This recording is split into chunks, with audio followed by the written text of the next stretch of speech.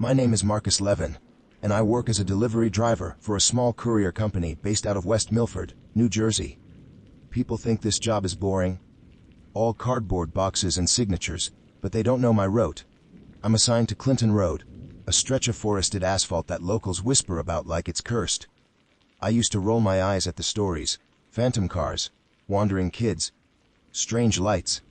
But during the last 3 years, I've learned something: people make up fake rules to keep you safe, and real rules usually come from someone who saw something they couldn't explain. That morning, when dispatch handed me a single envelope to deliver to a lakeside cabin halfway down Clinton Road, I felt a weight in my chest.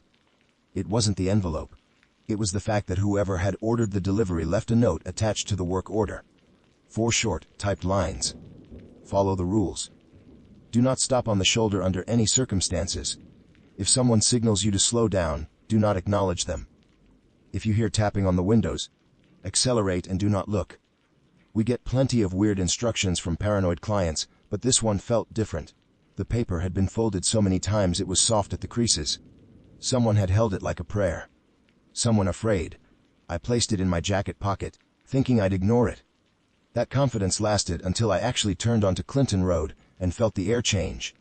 I know how that sounds. Dramatic. Superstitious. But you don't have to believe in ghosts to know when a place feels wrong. The moment my tires left Route 23, it felt like the wind died. The trees straightened, and the sun dimmed just a little too quickly, like I'd driven under a film of shadow. I had made this drive hundreds of times, yet that morning everything felt muted. Even the engine noise felt quieter, smothered by the dense woods closing around the road like ribs. The first mile went normally enough. Just empty asphalt, steep ditches and forest walls, no houses, no hikers, no traffic. Nothing moves out there except the occasional deer, and even they seem cautious, staring from the tree line before vanishing into brush. Around the 2-mile mark, I reached the section everyone in town warns newcomers about. The road curves slightly and slopes downward, and the trees grow so close together that the canopy blocks most of the light. It always feels like a tunnel. That's when I noticed the first thing that made me slow my breathing. Someone had placed a white plastic bucket on the shoulder. Perfectly centered. Perfectly still. No markings. No dirt. Not tipped over by wind or animals. Just standing upright like someone had set it down seconds before I arrived. I eased off the gas for half a second, instinct, and immediately remembered the rule: do not stop on the shoulder under any circumstances. I forced myself to speed up again. The bucket disappeared behind me, swallowed by the curve.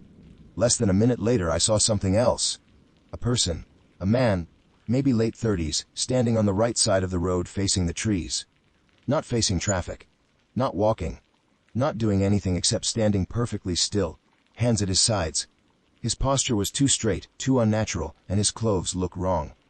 Not old-fashioned or strange, just weirdly clean, like he didn't belong in the dirt and leaves around him.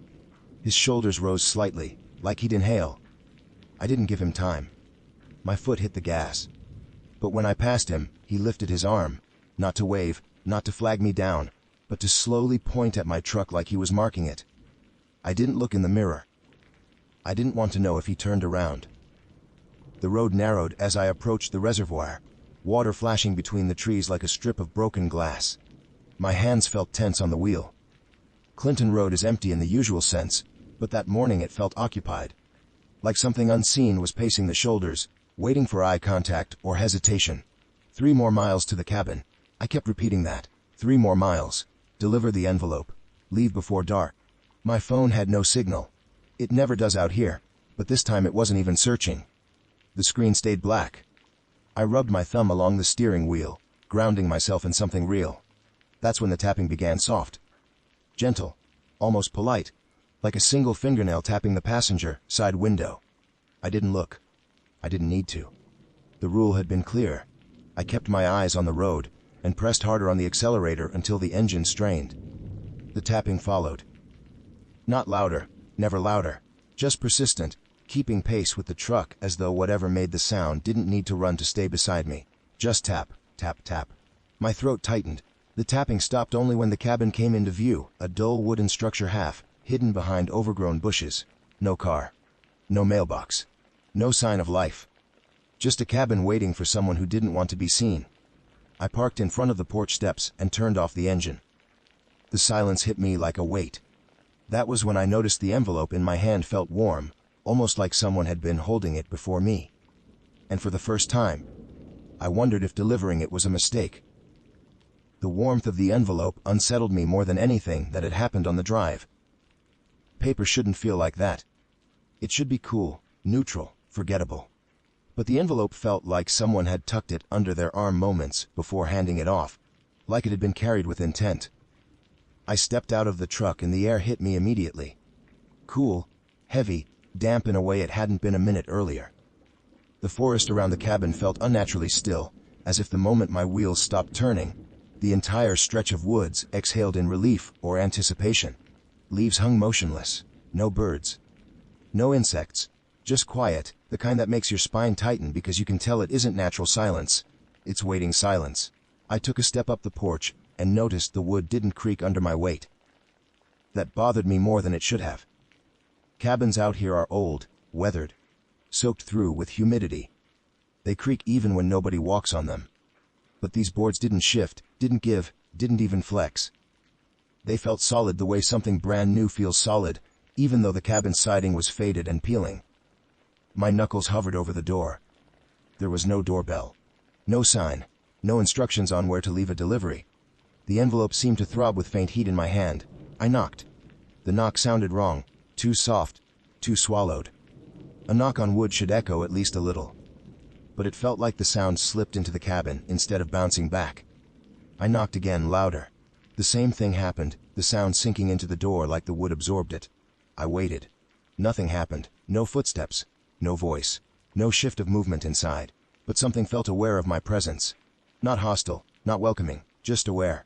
In the way you feel in your bones when someone across a room is staring before you actually see them.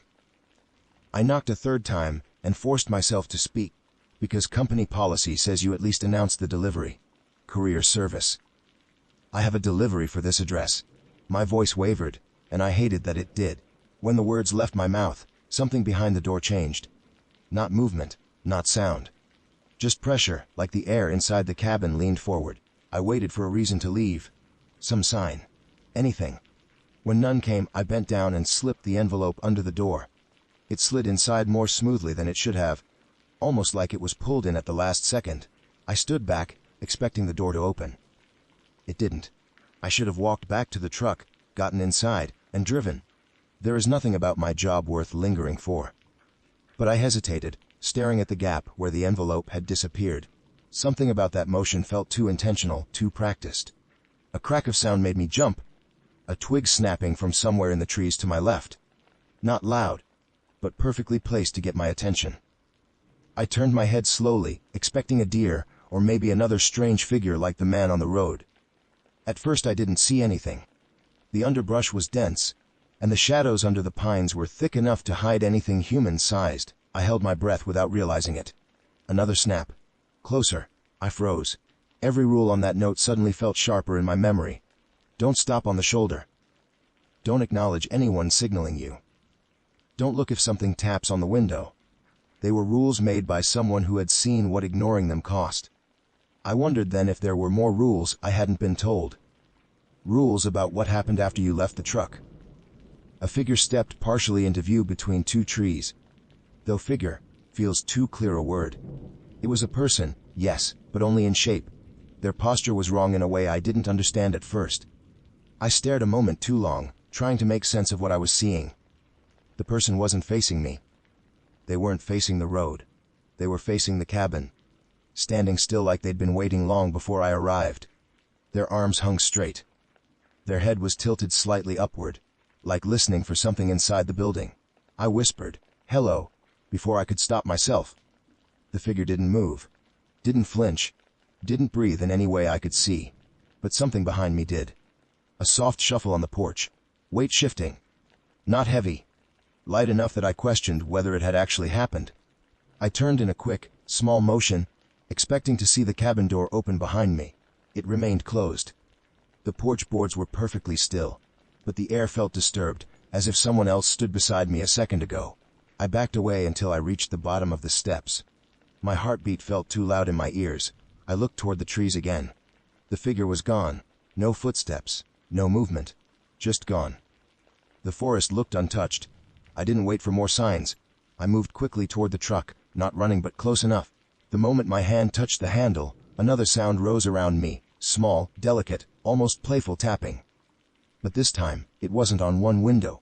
It was on all of them. Every glass surface of the truck ticked softly, as if dozens of fingernails tapped in uneven patterns. I squeezed my eyes shut. The rule burned in my mind: do not look. Muscle memory got me inside the driver's seat, but the tapping didn't stop. It shifted, moving across the cab like whatever was making it was circling, searching, testing. Only when I started the engine did the tapping fall silent. But the silence didn't feel like safety. It felt like permission. I pulled away from the cabin, the tires spitting gravel, and the moment the road met asphalt again, I saw something in my peripheral vision. A shape in the passenger seat mirror, leaning just out of view. I refused to look. I kept driving. But the warmth I'd felt in that envelope hadn't stayed with the cabin. It felt like it had followed me. I kept my eyes pinned to the road, refusing to acknowledge the shape lingering at the edge of the mirror. It stayed there, not moving, not shifting, just existing where it shouldn't be, hovering in the blind spot between seeing and not seeing. The human brain hates unconfirmed threats. Every instinct screamed at me to glance, to check, to make sure nothing had actually followed me inside the truck. But instinct wasn't a rule. And on Clinton Road, instinct gets people hurt. Rules keep them alive. The forest thickened on both sides as I sped away from the cabin, branches leaning over the asphalt like ribs, closing around a heart. The interior of the truck felt too warm, too tight, like someone else was breathing with me. It wasn't just lingering fear. Something old and uncomfortable pressed against the air inside the cab. I loosened my grip on the wheel, just enough to keep blood in my fingers. My knuckles were shaking. I told myself I'd be safe once I hit Route 23. I told myself that whatever people whispered about Clinton Road couldn't get past the intersection. I told myself a lot of things that felt childish once the radio clicked on by itself. A burst of static filled the truck, sharp enough to make me flinch. I hadn't touched the controls. The dial flicked between stations on its own. Rapid, skipping from noise to silence to faint voices buried beneath the hiss. My breath caught when the static settled into something rhythmic. Tap, pause, tap tap, pause, then a slow grouping of 3 taps, evenly spaced like someone knocking inside the radio. It was the same pattern that had danced across my windows. I reached toward the radio to shut it off, but right before my fingers touched the knob, a voice cut through the static. A woman soft. Barely there. Behind you. I ripped my hand back and nearly veered off the road. The voice wasn't mechanical, not distorted like a weak signal. It sounded recorded, like a person whispering directly into my ear from inches away. My chest tightened. I kept my eyes forward, jaw clenched so tightly it hurt. The radio clicked off. Silence again. Too complete. The shape in the mirror remained. I focused on breathing evenly, on grounding myself in the real. The hum of the engine. The vibration of the tires. The weight of the steering wheel. The world narrowing into what I could control. But when I inhaled, the air tasted faintly metallic, as if something in the cab had changed, something I couldn't see. I kept going. The road stretched ahead of me in a long, empty ribbon. No other cars. No houses. No sign of the man I'd passed earlier. For a brief moment, hope crept in. Maybe the boundary was close. Maybe whatever followed me was losing interest. Then the truck lurched. Not violently. Just a sudden dip, like the asphalt sagged beneath the tires. I slowed, scanning the road for potholes or debris, but it looked pristine. Perfectly smooth. Too smooth, considering how weathered Clinton Road usually is. The pavement looked new. No cracks. No gravel patches. No faint repairs. Just flawless black surface stretching ahead in a strange, seamless line. I blinked. That wasn't possible. I drove the same route several times a week. That section had divots and loose stones, and a shallow rut on the right side. But now it looked like it had been repaved overnight. I eased back onto the gas, but something in my gut twisted. The trees on either side looked denser than before, the branches curling in ways that didn't match how pine should grow. Subtle spirals, tiny bends, things you only notice after staring too long. Shadows pooled in the ditches like liquid. A small object appeared on the road ahead of me. Another white bucket. Perfectly centered. Perfectly upright. My heart stumbled. The one I passed earlier should have been miles behind me. There was no way the same object could be ahead now. No car could have placed it there without me seeing. And even if someone had, why put two identical buckets in identical positions? I swerved slightly, giving it as wide a berth as I could without stopping. The rule pulsed in my mind: do not stop on the shoulder. The moment I passed it, a faint sound rose behind me, carried by the forced air rushing over the truck. Like fingers brushing metal, like something dragging along the tailgate. I didn't look. I couldn't, but the mirror shape moved. Not much, just a shift, a slight tilt, the way a person might lean forward to get a better view of the road. I swallowed hard, tasting fear at the back of my throat. My eyes stayed forward, but my peripheral vision caught just enough it had a head. Shoulders, the outline of a human form. But no detail, no clothing, no texture. Just a dark shape sitting impossibly still in the space where a passenger shouldn't be. I gripped the steering wheel tighter. Almost there. Almost to the intersection. The trees thinned a little ahead, letting in a sliver of daylight, and for one desperate second I believed I'd made it. Then something stepped onto the road. A person. Not the shape in the mirror, not the figure from the woods, but someone new, walked out from the right side of the forest and positioned themselves directly in my path. No wave, no shout, just placement. Standing dead center. Arms loose, shoulders relaxed, head slightly angled as if listening to my engine. The rule hammered through me: do not acknowledge anyone signaling you to slow down. This person didn't signal. They didn't need to. Their presence alone was enough to make any reasonable driver slam on the brakes. I didn't. I couldn't. My foot pressed harder onto the gas. The figure didn't move. For a brief second, I squeezed my eyes half shut, bracing for impact. But when the truck reached the spot where the person had been, there was nothing. No body. No impact. No sound. Just empty air and the echo of my own terrified breath. The mirror shape leaned closer. I finally broke. My voice cracked out of me in a whisper. "What do you want?" The moment the words left my mouth, the shape stilled completely. And the radio turned back on. Only one word came through, spoken in a breath that didn't belong to anyone living. Stop. But I wasn't stopping. Not here. Not ever on this road. The problem was, the truck began slowing anyway. My foot was still on the gas, pressing harder and harder, but the truck didn't listen. The pedal sank under my boot, softening as if it no longer connected to anything mechanical. The engine noise dropped, rumbling into a low groan before settling into an eerie, quiet hum. I felt the deceleration in my spine first, like invisible hands were dragging the truck backward against my will. The mirror shape didn't move. It didn't need to. Its presence alone felt like a command the truck obeyed. Panic clawed at my ribs, but I kept my eyes on the asphalt. The trees on both sides narrowed again, branches bending inward as the truck slowed, almost like the forest expected this moment. My breathing grew shallow, each inhale a struggle. Clinton Road has no shoulders, just steep ditches and tangled underbrush, and stopping here meant breaking the first rule. I couldn't stop. I refused to stop. But the truck coasted farther and farther down in speed until the engine barely held idle. The steering wheel stiffened under my hands, heavy like someone else gripped the other side. The radio hissed again, not static this time, something subtler. A faint rustle, like someone flipping pages of paper close to the microphone. Then the soft woman's voice returned, but this time it wasn't directed at me. It was whispering numbers. Long sequences of digits, whispered so gently they brushed against my ears like warm breath. I didn't understand any of it. The numbers weren't coordinates. They weren't timestamps. They were nothing. Nonsense. Or maybe for someone else. The truck rolled to a near stop. I felt helpless in a way I hadn't since childhood, like clinging to a bike going down a hill too fast. Only this time, something else had control. "No," I muttered under my breath. "Not here. Not now." I slammed my foot on the gas so hard the pedal hit the floor. The truck shuddered. Something underneath groaned. The radio cut out in a sharp pop, like a bubble bursting, and the truck lurched forward. Not gradually, violently. The sudden acceleration jolted my head back against the headrest. My eyes widened as the speedometer shot upward.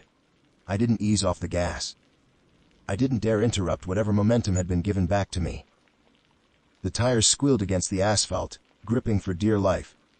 The shape in the mirror jerked backward, like the force of the acceleration surprised it too. It slipped deeper into the blind spot and became still again, But the imbalance, seeing it react, made something primitive inside me recoil. If it could be moved, it could move. The road opened a little as the forest loosened its grip. Sunlight pushed through branches in fractured beams. The brightness felt aggressive, like it wasn't meant for this place. I reached 45 miles per hour, then 50, then 55, pushing faster than any sane person should drive here. The forest blurred. My breath shook in my chest. When I reached the reservoir stretch again, something changed. For the first time all day, I saw another vehicle. A black pickup truck parked diagonally across the road, blocking it. The hair on my arms rose instantly. There were no tire tracks leading to it, no engine noise, no driver's silhouette. Just a perfectly still truck on perfectly smooth pavement. It sat at an angle that forced me to slow down, an unspoken demand. My muscles locked. If I stopped, I'd break the rule. If I didn't, I'd crash. I lifted my foot off the gas just enough to bring the speed down while my mind raced. I scanned the surroundings. No movement in the tree line. No shadows shifting. No sign of the figure who had stood in the woods. Just emptiness pressing in tight. As I rolled closer, I realized something off about the parked truck. The windows weren't tinted. They were black. Opaque. Like someone had painted them from the inside. No reflections. Not of the trees, not of my truck, not even of the sky. Just void. I leaned forward squinting, trying to understand what I was seeing without meeting my own eyes in any surface. That's when I noticed the license plate had no numbers. Just a smooth metal rectangle where details should have been stamped. My heartbeat pounded so hard it echoed in my ears. My speed dropped to 20, 15, 10. Then the door of the black truck opened. Not fast. Not dramatically. Slowly, like someone inside wasn't in a hurry, or like they didn't need to be. The shape that stepped out wasn't a shadow or an impossible figure. It was a man. A real man, dressed in work boots and a dark jacket. Stepping onto the road with deliberate, measured calm. He didn't look at me. He turned his head toward the tree line, as if checking that the woods were listening. He lifted one hand and made a slow gesture, palm facing down, pushing toward the ground. A signal. Slow down. The rule detonated in my mind. Do not acknowledge anyone signaling you to slow down. Instinct wanted to obey him. Fear wanted to accelerate. Rules screamed at me to ignore him. My foot slammed down again. The truck roared, engine straining, frame rattling. The man didn't react. He simply held his hand out, palm down, lowering it again. Slow. Quiet. Insistent. I veered slightly to the right, aiming to squeeze past the black pickup's rear bumper. The gap was narrow. Too narrow. But it was better than stopping. As I aligned the nose of my truck toward the opening, the man finally turned his head toward me. His face was normal. Familiar even. But his expression wasn't. His eyes weren't pleading or warning. They were disappointed. Deeply disappointed. Like I had broken a promise I didn't know I'd made. I squeezed through the gap, metal screaming as my side mirror scraped the black truck. The moment I passed it, the man stepped forward, not toward me, but toward the woods, as if returning to where he had come from. And when I looked ahead again, a cold realization pierced through my panic. The road in front of me wasn't the final stretch to Route 23. It was the same curve near the beginning of Clinton Road, the place where I'd seen the first bucket. Somehow, impossibly, I had driven in a straight line and ended up where I started. The mirror shape sat perfectly still. Waiting, my stomach dropped when I recognized the curve, the same bend in the road, the same sloping ditch, the same cluster of pines leaning just a little too close to the asphalt. It wasn't a memory trick. It wasn't déjà vu. I had been here already, hours earlier. My truck's engine hummed like nothing was wrong. But I felt my pulse spike, as if someone had wrapped a hand around my chest and squeezed. The shape in the mirror hadn't changed, but now its presence felt heavier. Like it was aware I finally understood what was happening. I wasn't trapped in my truck. I was trapped on the road. The white bucket reappeared ahead of me, sitting in the exact center of the asphalt. Not tipped. Not moved. Not altered by wind or weather or passing tires. Just waiting, as if it had been placed there for me again. Or as if it had never left at all. My breathing quickened. I swerved around it without slowing, forcing my truck dangerously close to the ditch. Gravel spitting under the tires. The mirror shape tilted slightly. A shift so small anyone else would miss it. But I'd been aware of it for miles now. It was looking at the bucket. Or at me avoiding it. A nauseating question crawled up the back of my mind. What happens if I hit the bucket? I didn't want to know. I didn't want to break any rule, even unspoken ones. The trees closed in tighter as I sped forward, their shadows growing longer despite the sun refusing to move in the sky. That detail hit me hard. Time should have passed. The sun should have shifted. But the light looked identical to when I first entered Clinton Road that morning. A cold realization threaded itself through my thoughts. What if this wasn't just looping the road? What if it was looping the entire day? The idea felt paranoid, yet real enough that it scared me into silence. I kept driving, hands locked to the wheel, eyes tired but unblinking as every familiar landmark returned, each one placed with unnatural precision. Like scenery in a repeating simulation, the man standing by the trees appeared again. Same posture, same clean clothes, same strange stillness. Only this time he faced me. I didn't slow down. I didn't break eye contact with the road. I forced the truck forward and past him, but my peripheral vision betrayed me. As I sped by, his head turned. Not quickly, not jerking. Slowly, deliberately. His eyes followed the truck like he'd been waiting for me the entire time. A wave of heat rushed through the cab, as if someone inside the truck had leaned close to my neck and exhaled. I shivered so hard my shoulders jumped. "What do you want from me?" I whispered, barely audible over the engine. I didn't expect an answer. The radio gave one anyway. A soft, trembling whisper, male this time, shaky and thin. "You didn't deliver it." My entire body turned cold. I tightened my grip on the wheel until my fingers ached. "I did," I said through clenched teeth. "I left it under the door. You saw." Something scraped along the dashboard, cutting me off. Not loud, soft. Slow, like a fingertip dragged across plastic. I stared straight ahead, but the sound moved. Up the dashboard, toward the windshield. Then higher. Across the roof of the cab. A faint, crawling pattern. The mirror shape leaned closer, the outline shifting enough to suggest a human form bending forward, observing me more directly. "You didn't deliver it," the voice repeated, clearer now, like a breath pressed into the radio speaker. "Not to the right one." My pulse hammered so hard I felt dizzy. I tried to steady my breathing, but panic blurred the edges of my vision. "I delivered it to the cabin," I said, voice cracking. "That's the address. That's where." The radio popped with static. "Wrong cabin." I nearly swerved off the road. There were no other cabins on Clinton Road. Not in my deliveries. Not on any map. Not in any official record. The woods were protected, undeveloped. The only building was that one lakeside cabin. The one that swallowed sound. The one with the motionless porch boards. The one where something unseen shifted in the air behind me. "I don't understand," I whispered. "You will." Those two words crawled through me like ice water. The road straightened ahead, revealing another stretch I recognized. Tall pines forming a narrow avenue, the sun caught between their branches in suspended brightness. A place I'd already passed twice, maybe 3 times. Then something new appeared. A mailbox. It hadn't been there before. Not on my morning route. Not on the first loop or the second. The mailbox was old, almost rotten, leaning at a slant like it had been abandoned decades ago. Its red flag stood upright, signaling outgoing mail. My chest tightened. The flag wasn't red paint. It was the same shade as dried blood. The mailbox door hung open just a crack. Just enough for me to see something white inside. An envelope. My envelope. The exact one I had pushed under the cabin door. I hit the brakes without thinking, and the truck obeyed instantly this time. No resistance, no force pushing back. The stop was clean, controlled, like the laws of physics had returned just long enough for me to receive the message. The mirror shape did not move. The woods around me did not move. Only the envelope fluttered once, a tiny motion inside the mailbox, like a breath of air had teased it. A realization settled over me, heavy and undeniable. They weren't looping me. They were guiding me. And whatever had been in the cabin wasn't the intended recipient.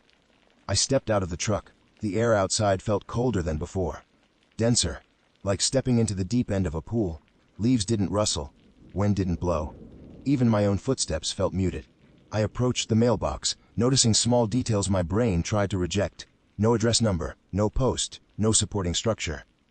It simply stood where it wanted to stand, as if the road had grown it for this moment alone. The envelope inside waited for me. The same one I'd delivered. The same one that had been warm. The same one someone else had pulled in. I reached toward it, and the woods around me exhaled. A long, low sigh. as if something had been holding its breath until now. The sigh from the woods felt too human to be wind, too directed to be chance. It rolled through the trees like something enormous shifting its weight. Something that had been holding still for hours just to see whether I'd take the envelope back. My fingers froze an inch from the paper. I didn't want to touch it. Every instinct screamed that picking it up would make things worse. But leaving it behind wasn't an option anymore. They'd stopped playing subtle. They wanted the delivery done correctly, and they weren't going to let me leave until it was. I swallowed hard and pulled the envelope from the mailbox. It was still warm, warmer than before. The heat pulsed faintly, like a heartbeat trapped in paper. My skin prickled as soon as I held it again. Something about having it back felt wrong, like the woods disapproved, like I'd reset something I wasn't meant to. The moment the envelope left the mailbox, the red flag lowered on its own slow, deliberate. A quiet declaration that my task was unfinished. I backed away. The mailbox door creaked slightly as it swung shut, though I hadn't touched it. I didn't wait to watch it close entirely. I climbed into the truck and slammed the door, breathing too fast, hands shaking as I shoved the envelope into my jacket. The mirror shape hadn't moved, but somehow having the envelope again made its stillness feel more intentional, like it was waiting for me to ask the next question. I started the engine. The radio stayed silent this time. No voices, no tapping, no coded messages. The silence inside the cab felt temporary, like a pause before instructions resumed. I shifted into drive and eased forward, watching the road with a new kind of dread. If the mailbox had appeared only when I needed it, then the right place to deliver the envelope wouldn't be on any map. It wouldn't be listed. It would show itself only when I was meant to find it. Or when they wanted me to find it. My mind replayed the earlier voice on the radio, the whisper that wasn't mechanical or distant. You didn't deliver it. And then, wrong cabin. The word, wrong, repeated in my head with each turn of the wheels, syncing with the hum of the engine. Wrong, wrong, wrong. Something about the first cabin had been wrong from the start. The way sound disappeared, how the porch didn't creak, how the envelope slid under the door like the house itself inhaled it. Maybe it wasn't meant for a person at all. The trees thinned slightly as I approached a familiar bend. I recognized the view, the shallow slope on the left, the cluster of dead logs stacked unnaturally perfectly, the sharp drop on the right. I'd passed this spot in every loop. But this time something new appeared on the roadside, half hidden behind overgrown brush. A second cabin. My foot hesitated over the gas, then I pressed forward slowly. This cabin was nothing like the first, smaller, older. Roof sagging, boards warped, and almost gray. No porch, no steps. Just a door directly facing the road, as if it had been built for someone who didn't want visitors. Only deliveries. No mailbox, no path, no cleared ground. It blended into the woods like it had been swallowed and spit back out. A chill rippled down my spine. This felt right. Not comforting, not safe. Just correct in the way a missing puzzle piece clicks into place. My headlights, though it was still daylight, seemed to dim slightly when pointed at the wood. I slowed to a stop directly in front of the cabin, engine rumbling softly, as if the truck itself didn't want to stall here. The mirror shape didn't move, but I could feel it watching. I opened the door. The air outside thick and cold, despite the stale warmth of the enclosed cab. The envelope pulsed faintly against my chest as I stepped onto the narrow strip of dirt. Something about approaching this cabin made the world feel smaller, compressed. Even sound felt contained, like the forest was holding its breath again, but tighter this time. Every step toward the crooked door felt heavier. Not physically, emotionally, mentally. Like the closer I got, the more something inside me resisted. I reached the door and noticed there was no handle. Just a thin vertical slit along the right side, barely visible. Not big enough for a hand, just wide enough for an envelope. A drop slot. My throat tightened. This was built for deliveries. Maybe only for deliveries. I slid the warm envelope from my jacket. My hand trembled. Before I could push it inside, a sound drifted out from behind the door. Not a whisper, not a voice, but a soft rhythmic tapping. Slow, even, like knuckles tapping wood from the inside. Once, pause, twice, pause, 3 times. The same pattern from the windows, from the radio, from the road. They were signaling me, or responding to me. I pushed the envelope into the slot gently, half expecting something to pull it in like last time. But it didn't. The paper slid in smoothly, disappearing into darkness with a quiet rustle. The tapping stopped instantly. The air changed. I felt it. Some unseen tension releasing.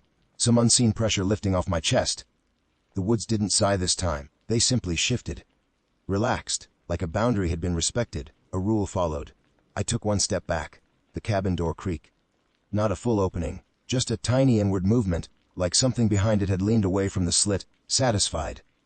Then something far worse happened. The quiet, steady presence in the passenger side mirror disappeared. Not shifted, not leaned back, not moved deeper. It simply vanished. I spun around, heart seizing in my throat, eyes scanning the truck, the road, the tree line. Nothing. No outline inside the cab. No silhouette near the trees. No shadow on the dirt. But the truck engine revved on its own, a low, urgent growl. As if telling me, "You're done here, leave." I didn't hesitate. I sprinted back to the truck, throwing myself inside. The seat felt colder than before, like someone else had been sitting there, and left only moments prior. I jammed the shifter into drive and hit the gas, tires spinning before catching the asphalt. The cabin disappeared behind the trees within seconds. The road opened ahead. And for the first time that day, it didn't loop. But the relief barely lasted a breath, because half a mile later, standing perfectly centered in the road, a man waited for me. The same man from the woods. Only this time, he wasn't pointing. He was holding something. An envelope. He held the envelope like it belonged to him, pinched delicately between two fingers, arm hanging relaxed at his side. Not raised. Not offering it. Just displaying it the way someone might reveal a playing card they'd been hiding. My pulse spiked so hard I could feel it in my teeth. The truck's engine hummed steadily, waiting on my next move, but my brain felt locked in place, unable to decide whether to brake, accelerate, or close my eyes and hope he vanished again. I slowed only enough to avoid plowing into him. The rules didn't say anything about someone holding the envelope. They didn't say what to do when the recipient stepped directly into the road. Or, if he was the recipient at all. The farther I looked at him, the more wrong he seemed. Not in his features, not in his build, but in his stillness, like he had practiced standing perfectly motionless for longer than a human should be able to. He didn't blink. Didn't shift weight. Didn't react to the headlights illuminating the edges of his jacket. My truck rolled to a near crawl, the engine anxious beneath my foot, as if it wanted to speed past him even more than I did. "Don't stop," I whispered, repeating the rule. But the road forced me to choose, hit him or hesitate. I couldn't convince myself the first option would solve anything. When I reached 10 feet from him, he raised his free hand and made the smallest gesture, a single tap against his thigh with 2 fingers, rhythmic, slow. The pattern. My chest tightened.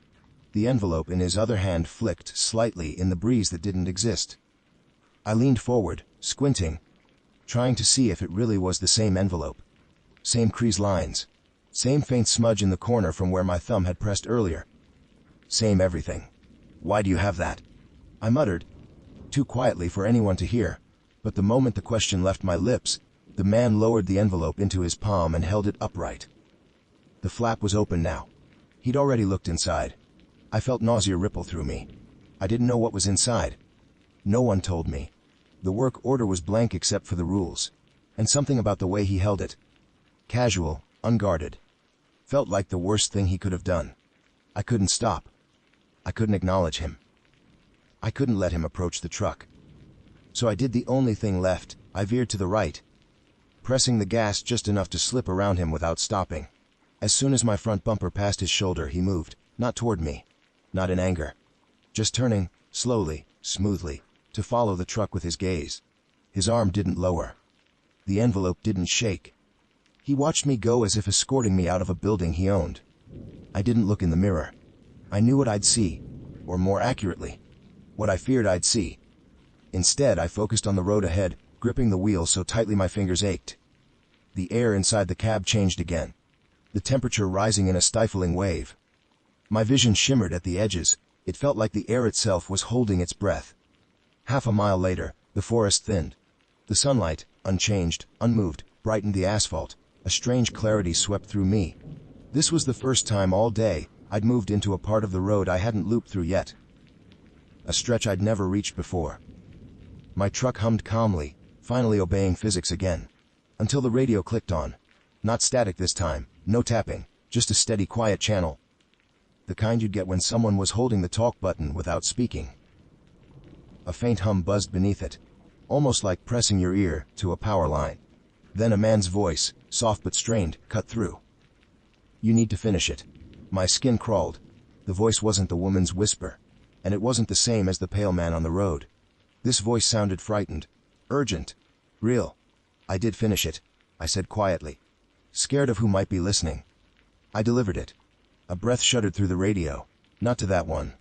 Not to either of them. My mouth went dry. "There are others," the voice said. "You'll see the right one." My heart hammered harder. How do I know which one is right? "You'll feel it." The radio clicked off. No warning, no instructions, no farewell. Just dead silence. The woods opened further until the road curved gently to the left, revealing something impossible. A third cabin. This one wasn't hidden. It sat openly on a small rise beside the road, visible, unobscured, undeniable. Modern construction. Clean lines, small deck, metal roof, windows reflecting the forest.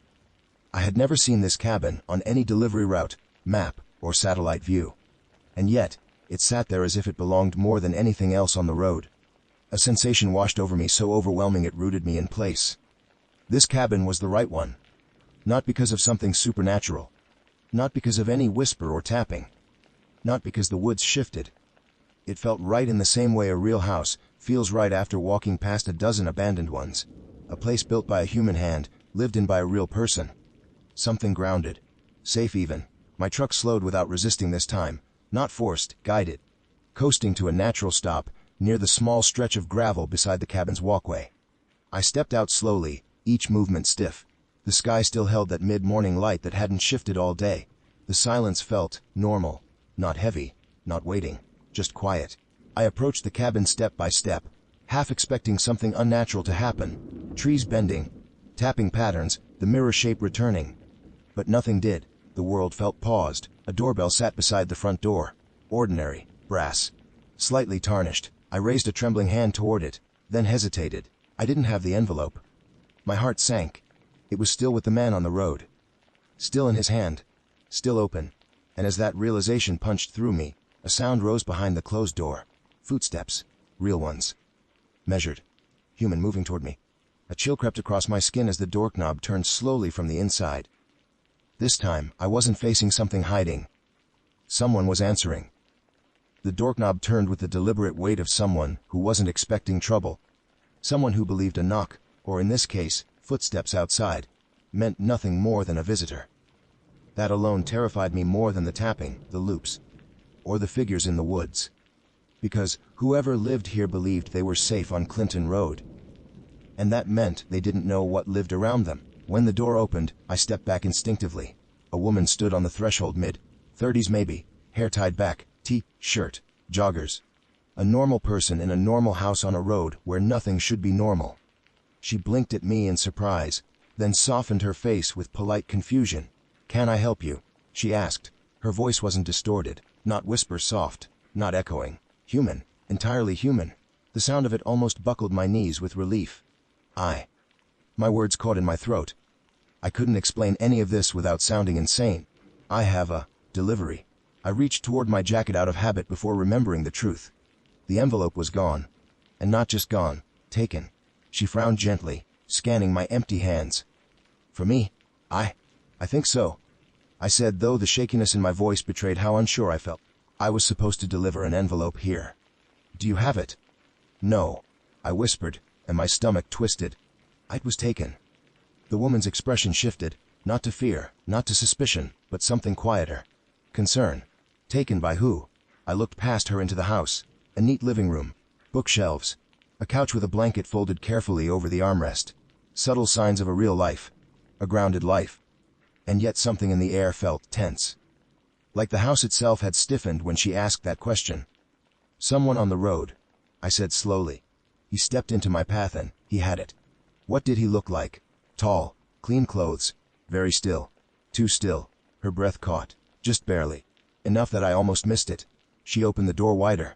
"Can you hang on 1 second?" She stepped inside, leaving the door half open. I stood frozen on her porch, glancing around in case the woods had shifted again. They hadn't. This stretch of Clinton Road seemed almost normal. Even the air felt balanced. Like whatever haunted the rest of the road couldn't quite reach this place. Not fully. But the woman's reaction unsettled me. She wasn't confused. She wasn't dismissing me.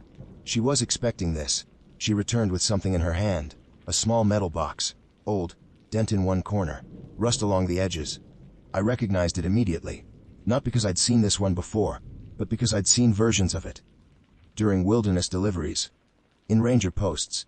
In survival caches left by hikers. Boxes people used when they needed to store something dangerous or valuable. She held it carefully, like it might break. Or bite. Did the envelope look like this? She asked softly. I swallowed hard. The box was sealed shut with a thin metal clasp.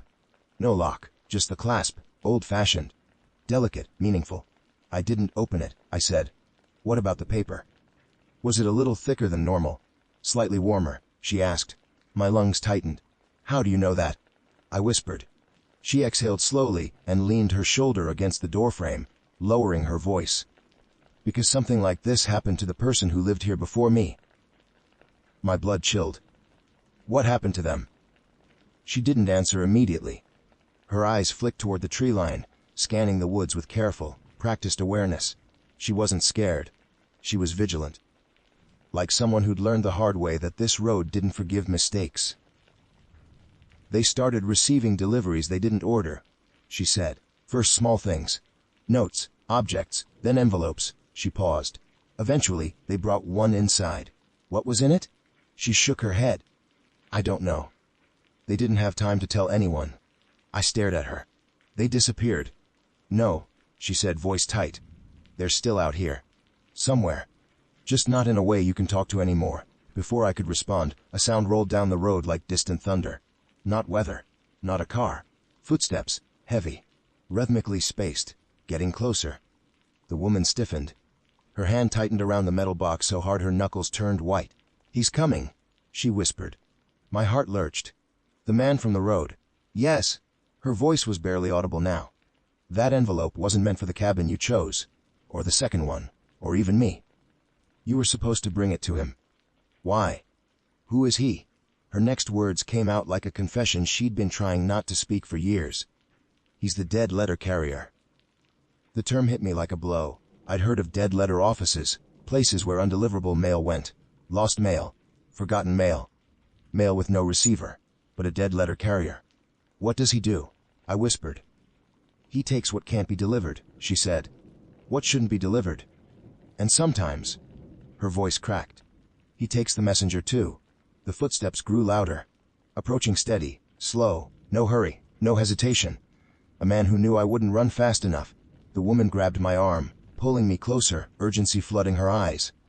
Listen carefully, she said, breath trembling. You only have one way out of this. Take the box, not the envelope. The envelope belongs to him now. But this. She pressed the metal box into my hand. It felt heavier than it looked. This belongs to you. What's inside? I asked, choking on the words. She didn't answer. Instead, she stepped back into her house and whispered, Run. Then she closed the door. The footsteps stopped directly behind my truck, and the soft tapping began again. Not on the windows this time, but on the metal box in my hand. The tapping on the metal box was softer than before, almost delicate, like someone testing the thin wall between skin and steel. Each tap vibrated faintly through my fingers, a tiny tremor that crawled up my wrist and settled somewhere deep in my spine. I held the box away from my body, but the distance didn't help. The tapping kept following, each knock deliberate, patient, expectant. The man standing behind my truck exhaled, and the sound froze the breath in my chest. It wasn't a sigh. It wasn't a growl. It was something in between. A sound a person would make if their lungs hadn't been used in a long time. The air around me shifted subtly, cooling in a slow, creeping wave. My instincts screamed to run, but my legs stayed rooted. The box felt welded to my fingers. The tapping continued, now forming a pattern. Not random. Not demanding. A slow 3-count, a pause, and another 3-count. A code I didn't know. A message I wasn't ready for. I finally forced myself to turn.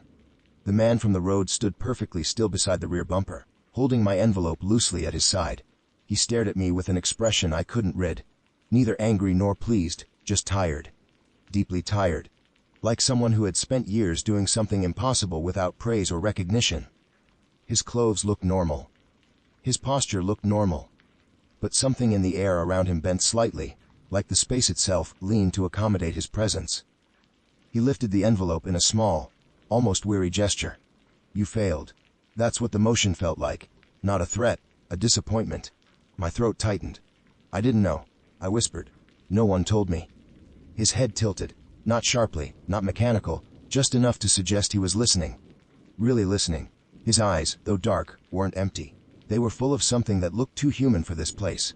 Regret maybe. Resignation. The tapping on the box stopped. Then, slowly, the clasp on top lifted on its own. Not snapped. Not forced. Lifted, as if an unseen finger hooked under it. I grabbed the clasp with my thumb to force it closed. But the metal under my skin felt warm, just like the envelope had, and the heat pulsed once, firm and unmistakable. A warning, or a heartbeat. "Why me?" I whispered. The man took one step toward me. Not threatening, not aggressive, but purposeful. When his foot touched the asphalt, the forest behind him rippled in a way I can't describe, like a mirage, like heat rising from pavement. But there was no heat. The air was cold. He wasn't coming for me. He was coming for the box. I backed away slowly, step by step, keeping my eyes on him. He didn't speed up, didn't slow down. He simply approached, the envelope at his side like a badge of office. "I delivered it wrong," I said, as if explaining the mistake could change anything. I didn't understand the rules. The man stopped a few feet from me, close enough to see the faintest shimmer around him, as if he had a shadow made of air rather than light. He lifted the envelope again, opened it, turned it upside down. Nothing fell out. The envelope was empty. My heart lurched. Whatever had been inside, whatever I was supposed to deliver, was gone, or had never existed. He lowered the envelope and extended it slightly toward me. Not offering it, showing it, displaying the emptiness. A lesson. The clasp on the metal box clicked again. This time, I didn't touch it. I let the box move in my hands. The lid didn't rise, but something inside shifted, a soft sliding sound like paper brushing against metal. A second envelope, maybe, or something shaped like one. The man reacted to the sound. His posture tightened. Barely noticeable, but enough to make my pulse spike. He reached out, not quickly, not snatching, just extended a hand toward the box with steady, inevitable patience. He wanted what was inside. He needed it. A truth hit me so suddenly it almost knocked me off balance.